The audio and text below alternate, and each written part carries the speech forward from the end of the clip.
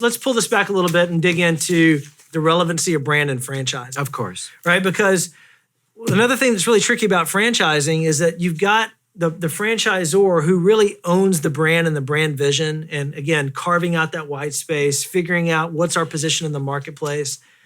But then they got to go sell that to hundreds, maybe thousands of individual franchise owners. Right. Right? You've been in that spot before. Tell us about some of the challenges that involved in communicating the brand, the essence of the brand, the position of the brand into the franchisee community so that they leverage it in their local market and they treat it like it's their own. Well, it begins, first of all, the franchisor That's it. has defined the brand. Agreed. Yep. Yeah. And made it very clear and represented it so that there is no question of how this brand should act, sound, and look. Yeah.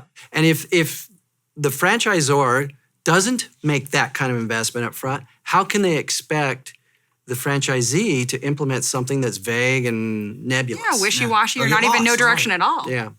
And I think sometimes new businesses tend to just build something and don't think a lot about, well, how does this interact with an audience that I want to, attract? Yeah. And how is it different from all the other guys that are competing for that same, target audience? Yeah. Yeah. A good concept will only take you so far because somebody's going to copy you Yeah. down the Yeah. road. Right. Yeah. So you And if it's have to purely do it. transactional, you're screwed. That's it.